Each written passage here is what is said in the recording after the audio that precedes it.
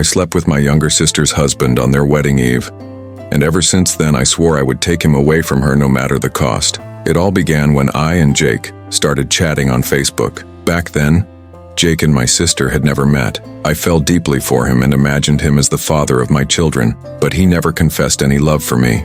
One day while I was bathing, Jake sent me a message asking us to meet. I was curious and agreed, but I insisted on bringing my sister along. After much persuasion, he finally agreed. When Beatrice and I got to the dinner location, Jake and my sister got along so well that I felt left out the whole evening. After dinner, Jake exchanged contacts with her, and that was when things started to change. He became distant, leaving my messages on read without replying. After some time, I felt he had lost interest in me, so I blocked him completely. 2 days later, while I was lying on the couch using my phone, Beatrice rushed in, screaming excitedly. "He asked me to be his girlfriend, Tina." He asked me. I sat up and asked, "Who?" She shouted happily, "Jake, the guy we went to dinner with." My heart sank. I felt anger and jealousy, but I told myself Jake was never mine, so I tried to move on. Soon, my sister started going out more often, shopping, and showing off the gifts Jake bought for her, even a car to ease her way to work. One evening, while I was sitting in the living room with a friend, I saw Beatrice spraying perfume all over the house.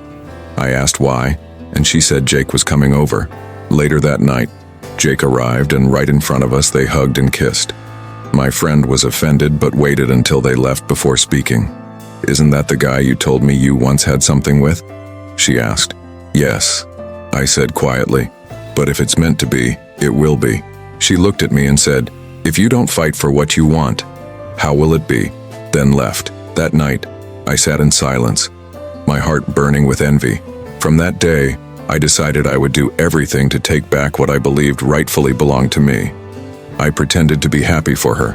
During her wedding preparations, I acted like the most supportive sister, helping her plan every detail. I made sure I was involved in everything: shopping, decorations, invitations, and even catering. Beatrice trusted me completely and allowed me to handle things on her behalf. I used that opportunity to get closer to her husband-to-be, Jake. Slowly, Jake started to trust me as well. He would call me sometimes to ask about the wedding plans, and I would use those moments to make our conversations more personal. With time, we started speaking late at night. I made it a habit to give my sister food or drinks mixed with sleeping pills so she would fall asleep early, leaving Jake free to talk to me without her interference. We talked about random things at first, then later our conversations became more flirtatious. It went on like this until the night before the wedding. That was the night I had planned everything. The bride and groom were lodging in separate hotels before their big day, and I knew that was my best chance to get Jake alone. Jake had a private room away from his friends, and I saw that as the perfect opportunity to carry out my plan. I went out to buy a special medication meant to increase his desire. After buying it, I returned to the hotel and ordered food and drinks. I secretly added the substance to Jake's drink before taking the tray to his room, pretending it was a kind gesture from the family. When I got there, he smiled and let me in. We sat down together and ate while talking about the wedding. After a while, the substance began to take effect. Jake's mood changed. He looked restless and distracted. I slowly changed the topic to more seductive conversations, and before long, he couldn't resist anymore. That night, he broke his marriage vows even before making them. When I left his room, I felt sure I had achieved something. During the wedding the next day, Jake couldn't stop looking at me. His eyes followed me everywhere, filled with lust. I smiled secretly because I knew I had gotten his attention. After the wedding, I went to meet Beatrice and pretended to be happy for her. Later, I told her that living alone in my house was making me scared and lonely, and I asked if I could stay with her and Jake for some time. Beatrice didn't hesitate. She said she would talk to her husband. Jake agreed without thinking twice, which made me even happier because that was part of my plan, to get into their home and slowly destroy their marriage. 2 days after moving in, things started going just as I wanted. Jake began staring at me again, and I didn't stop him. I made it easier for him. I started dressing in tiny shorts and crop tops without wearing anything underneath. I would walk around the house like that, especially when Beatrice wasn't around. I knew what I was doing, and I could see the effect it was having on him. One morning, Beatrice complained that she wasn't feeling well, so she went to the hospital. I was left alone at home with Jake. I thought that would be another chance for me to get closer to him again. But when Beatrice returned from the hospital later that day, she came back looking pale and weak. She sat down quietly and called me to join her in the sitting room. Then she broke the saddest news that could destroy everything I had planned. I was really heartbroken when my sister Beatrice told me she was pregnant and showed Jake the news. I knew that her pregnancy would make Jake love her more and draw him closer to her, and that thought made a cold feeling grow inside me. From then on, Jake stopped giving me the attention he once gave. Even when I walked half naked around him, he would not look at me the way he did before. He would hold Beatrice's hand, kiss her, and take her out on dates. And he did these things in front of me. I felt bitter and hurt, and began to act in ways I would later regret. One day when Jake was in the bathroom, I sneaked up behind him and grabbed him. "What is that?" "Please, I am not interested anymore," Jake shouted. "Jake, what about what we shared? I thought you loved me," I said, my voice breaking and tears falling. "What happened that night was a mistake and I regret it. Please don't do this again or I will send you away," Jake said and left the bathroom. I stayed there crying, feeling like a loser and full of shame. While I was crying, my phone rang and it was my friend Priscilla calling. "Hello, Priscilla," I answered in a teary voice. "Babe, please don't tell me you're crying." "What is it?" she asked with real concern. "It's Beatrice's husband. She is pregnant with his child and now he no longer looks at me. I don't think I can take him from her again," I said between sobs. "You know what? Come over to my house right away. Let's think of something together. 2 heads are better than 1, Priscilla said, and I hung up and prepared to go.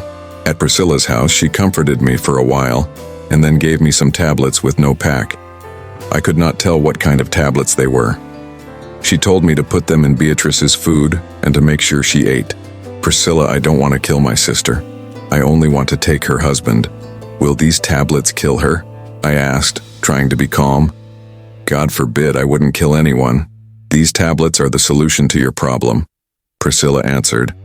After I returned home, I saw that Beatrice had bought baby things and my jealousy grew because I believed I should be the one wearing those shoes and holding those gifts.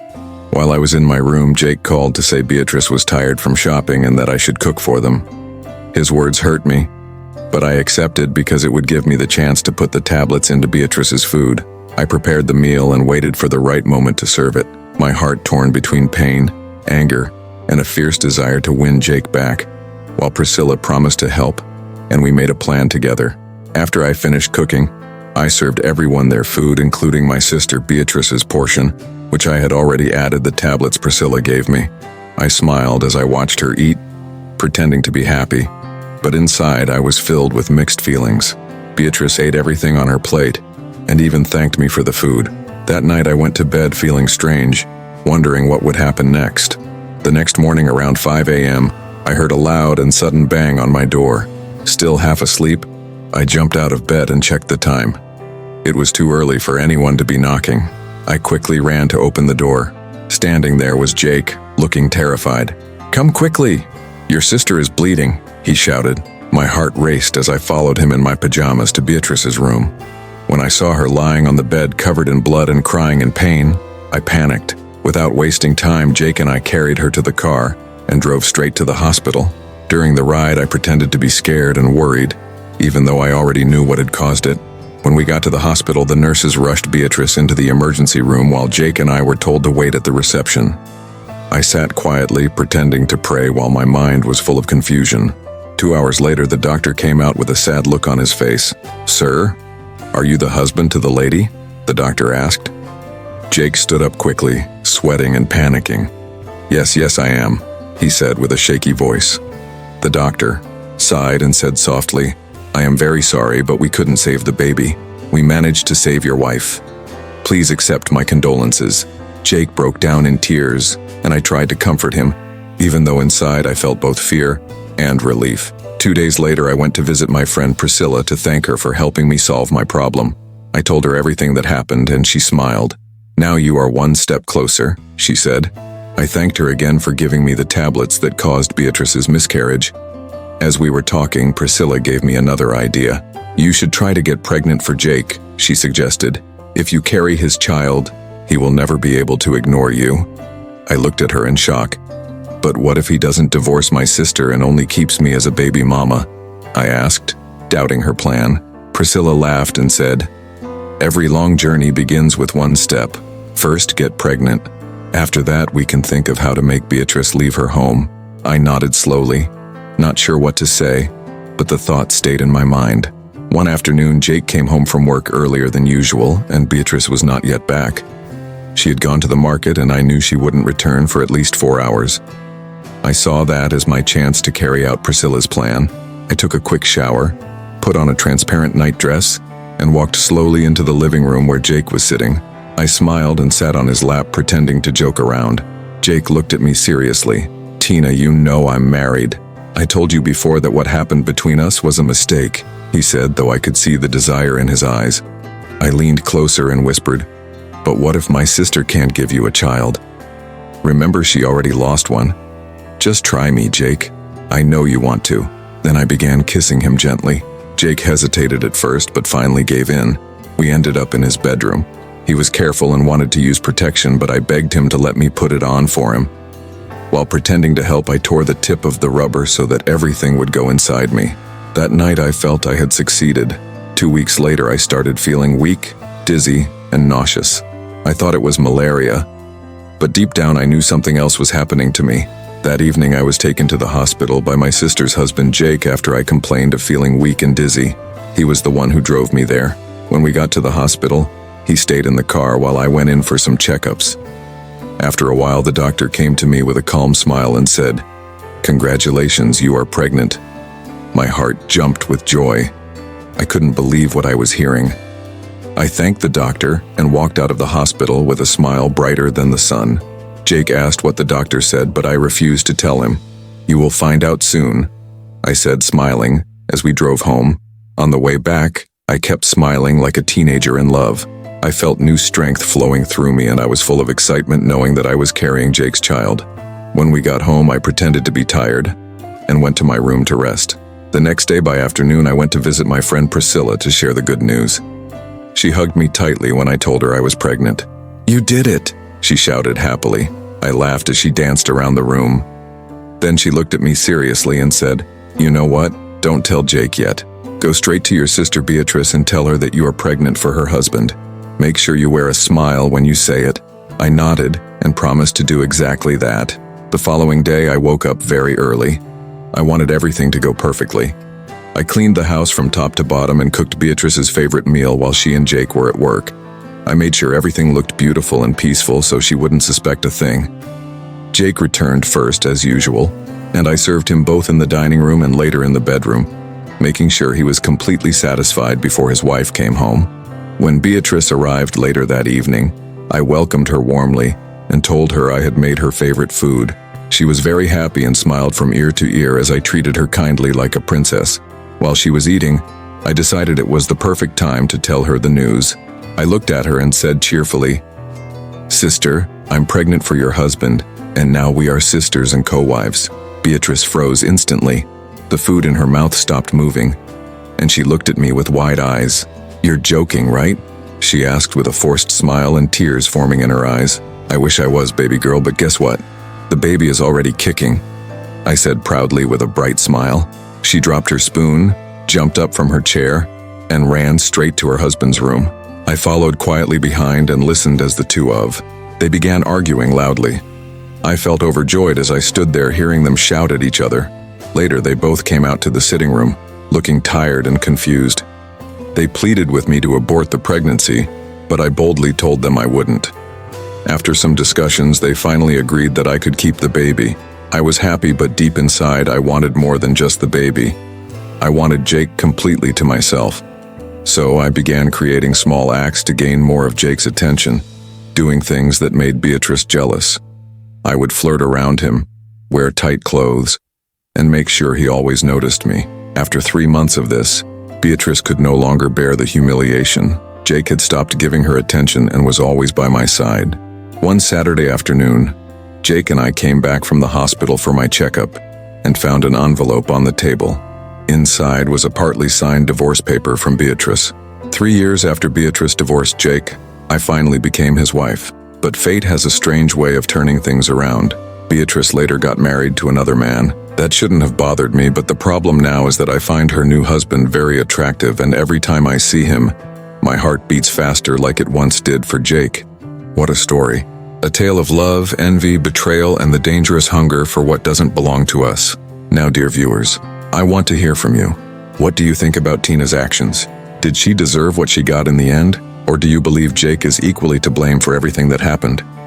If you were Beatrice, would you ever forgive your sister after everything she did? And what lesson do you think Tina should learn now that she's feeling the same kind of desire for her sister's new husband? Sometimes life has a way of showing us that karma doesn't rush. It arrives right on time. When we build our happiness on another person's tears, it never lasts. My advice? Never fight for love through destruction.